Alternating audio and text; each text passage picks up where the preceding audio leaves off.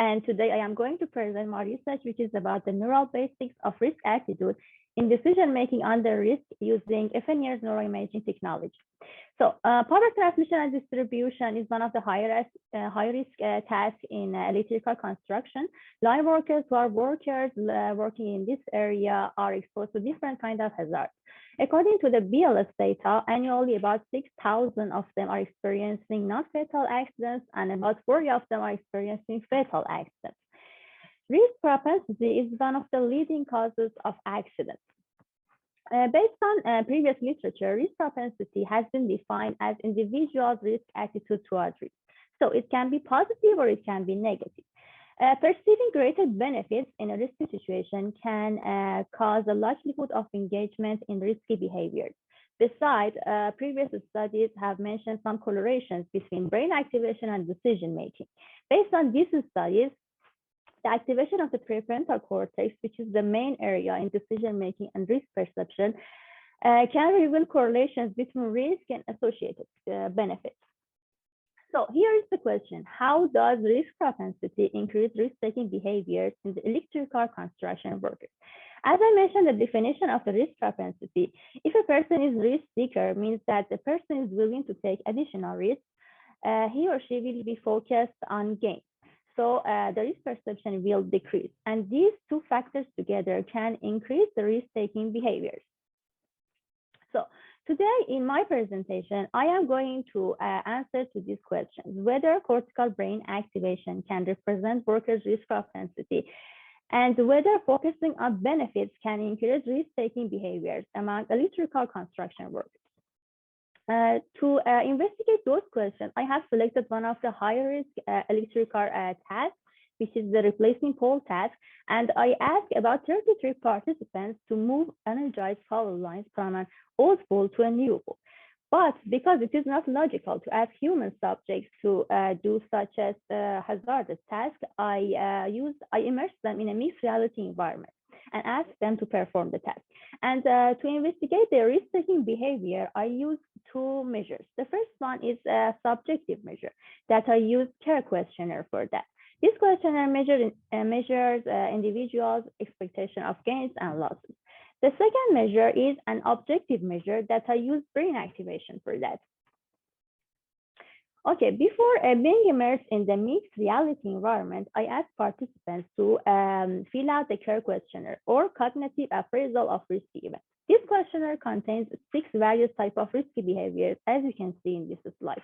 Under each category, there are several questions that they can measure the positive outcome expectations of a risky event, known as PICR, and also they can measure negative outcome expectations of a risky event, known as NCAR, based on a 1 to 7 Likert scale.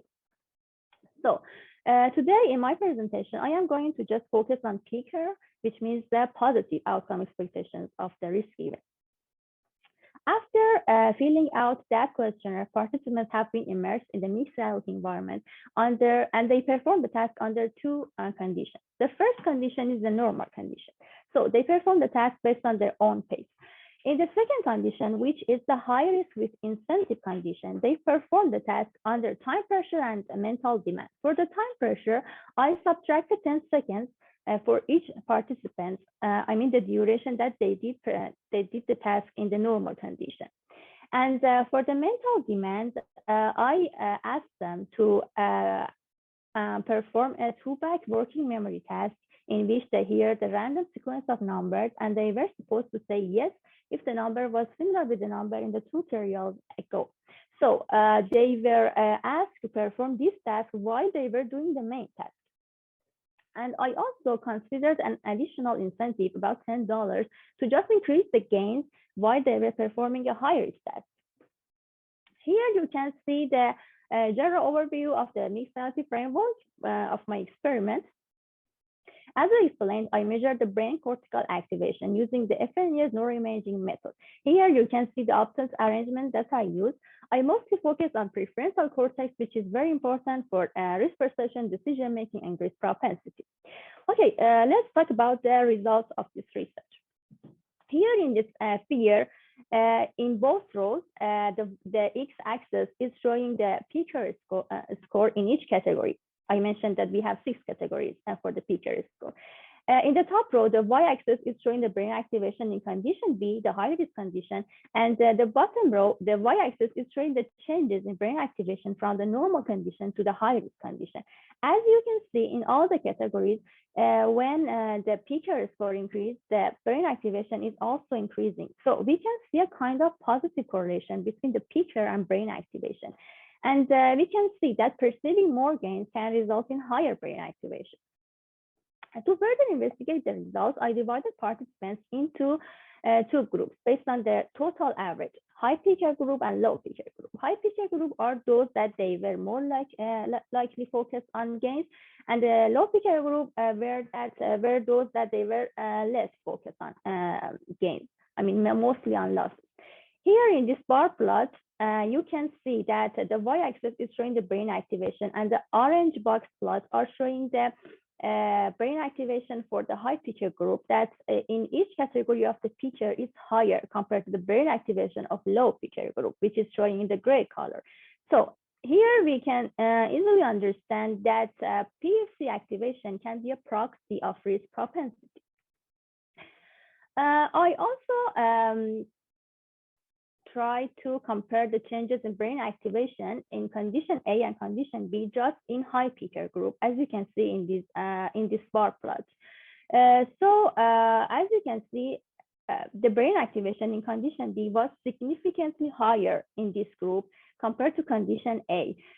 So this can show us that in this group, they were subjects that they were mostly focused on gains.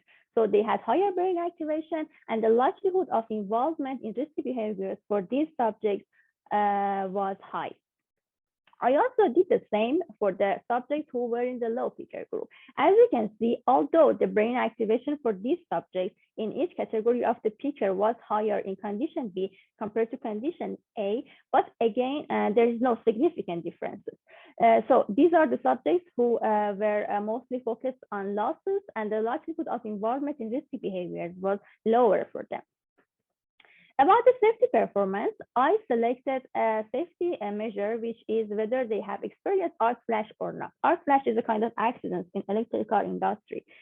The overall performance of high peaker group compared to the low peaker group decreased under condition B, I mean the condition which was high risk with incentive.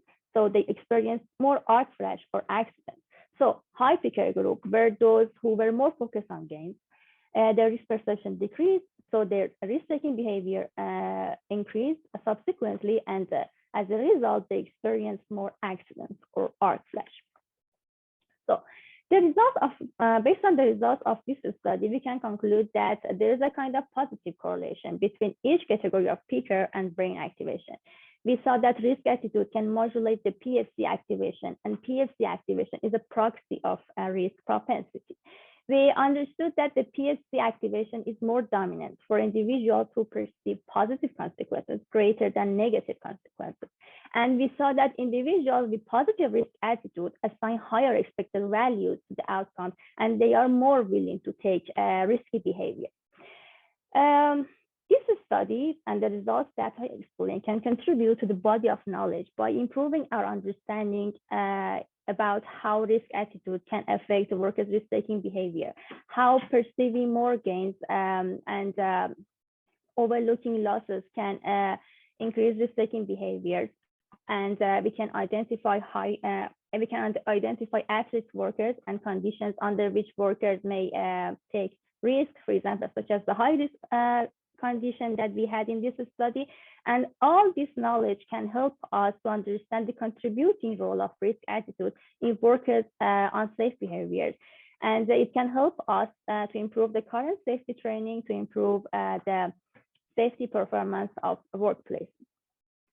Thank you so much for your time and attention. If you have any questions, I will be happy to answer. Okay, thank you, Shiva, for your great presentation and for being within 10 minutes limit. As she said, if anyone has any question, can ask to her in the chat or asking without you. So any question? We have questions here. Okay, great. Please go. We don't have questions. Okay. I have a question. It is a curiosity.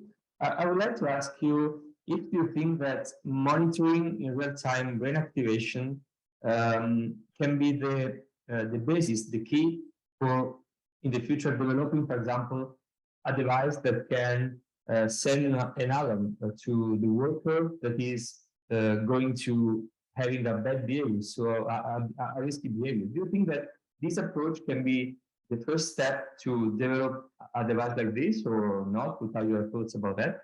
Thank you. Sorry, if you can repeat your question. I don't know if I understood your question correctly or not. Okay. I appreciate. Okay. Yes, of course. I Yes, of couldn't course. hear you well. Yeah, sorry. Okay. Yeah. I asked you if you think that brain monitoring in real time can be the approach to assess the behavior of a real worker in the future, and the key to develop a device, for example, that can monitor his brain activation and understand and anticipate a risky behavior. Do you think that this link is feasible in the future or not? Do you think? What do you think about that? Yeah, sure. Actually, that's a very great question that you mentioned. If we can monitor the brain activation real time, and we can, for example, understand that, okay, based on the brain activation, if the person has a higher brain activation, he or she is at risk. So we can develop some kind of a system, such as, for example, AI systems, that they can anticipate, okay, if this worker just continue working, he or she is at risk. Or, for example, some accidents may happen. So, as you mentioned, future research can consider. Actually, it is the next step of my research, that I am trying to consider some kind of AI training system that will be trained based on the brain activation, and they will notify, for example, the construction manager. Okay, for example, that worker may be at risk, and we need to be careful of that. Or, for example, that worker may need additional training in this kind of high-risk situations.